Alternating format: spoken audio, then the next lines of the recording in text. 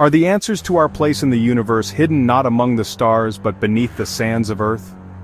In 1993, this question became my obsession. Whispers reached me, stories older and deeper than Roswell about something that fell from the sky in the Utah desert.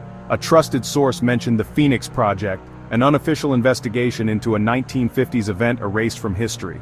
Unlike Roswell, this was a ghost story. No headlines, just silence.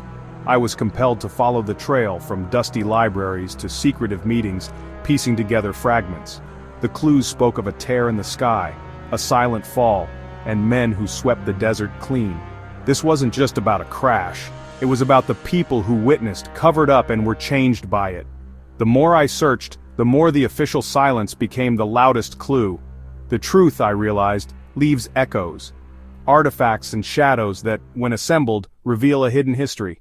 My first step: find the others who held the missing pieces. No one uncovers a secret this big alone. The Phoenix Project needed a team with unique skills. First was Colonel Jacobs, a retired Air Force intelligence officer who knew the system inside out and believed the public deserved the truth.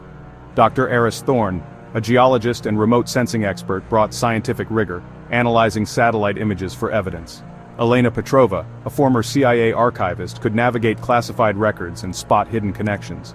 Frank Corrigan, a veteran journalist, had a knack for getting silent witnesses to talk. Together, we were the believer, the soldier, the scientist, the archivist, and the reporter. Our mission: resurrect a forgotten story from the ashes of history. We set out for the Utah desert, determined to uncover what had been buried for decades. Each of us brought a different piece of the puzzle. The Phoenix Project was born. Our journey into the unknown had begun. Our first breakthrough came from Dr. Thorne's lab, high-resolution aerial photos from the 1950s. Comparing images from 1952, 1954, and 1958, Eris found a striking anomaly. A perfect equilateral triangle, 300 feet per side, scorched into a remote Utah dry lake bed.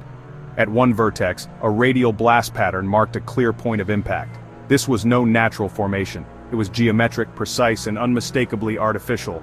Vehicle tracks crisscrossed the area, suggesting a massive, coordinated operation.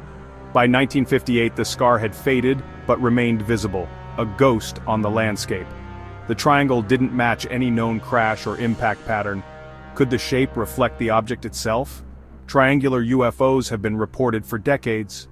Here was a possible physical trace captured in government survey photos. The evidence was undeniable. Something extraordinary happened here. The photos gave us a location, a mystery, and a set of urgent questions. We had our ground zero. Now, we needed answers. To understand Utah, we looked beyond its borders. Elena cross-referenced military logs and declassified reports, revealing a pattern.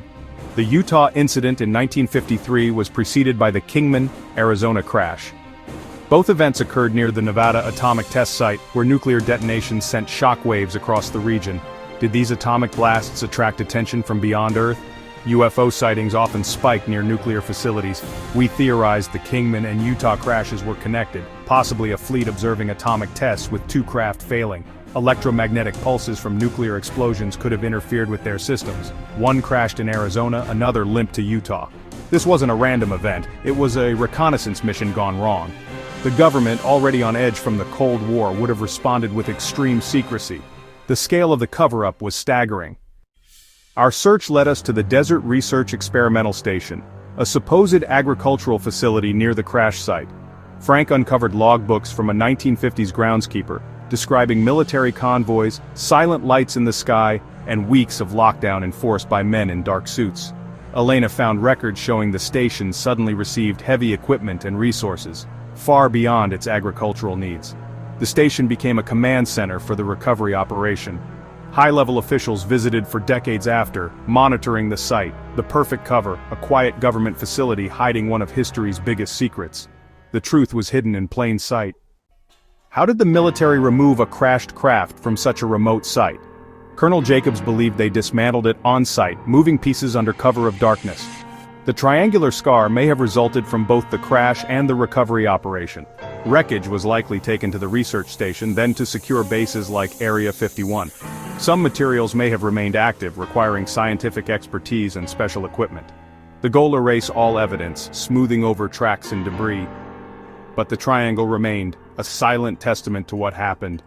Their vanishing act was nearly perfect, but not complete. Human stories brought the Utah incident to life. Frank found locals who recalled a night sky lit by a silent green light, followed by military convoys on rarely used roads. A retired Air Force pilot described a sudden no-fly zone and an atmosphere of secrecy at his base. Ranchers were warned away, and the region felt under martial law. The military's actions suggested something far beyond a weather balloon. A Native American account spoke of a star that fell, beings recovered, and a humming sound from the site. These stories, woven into local legend, echoed the patterns of UFO folklore. The whispers survived even as official records vanished. Roswell has long dominated UFO lore, but what if Utah is the real key?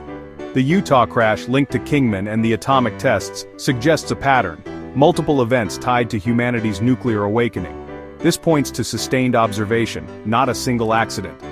The Utah case is anchored by hard evidence, aerial photos, logbooks, and declassified records. Unlike Roswell, it hasn't been distorted by decades of myth. Utah forces us to rethink the timeline and ask new questions. The answers aren't out there. They're here, hidden in the desert and the archives. The Utah crash could be the key to understanding our place in the universe.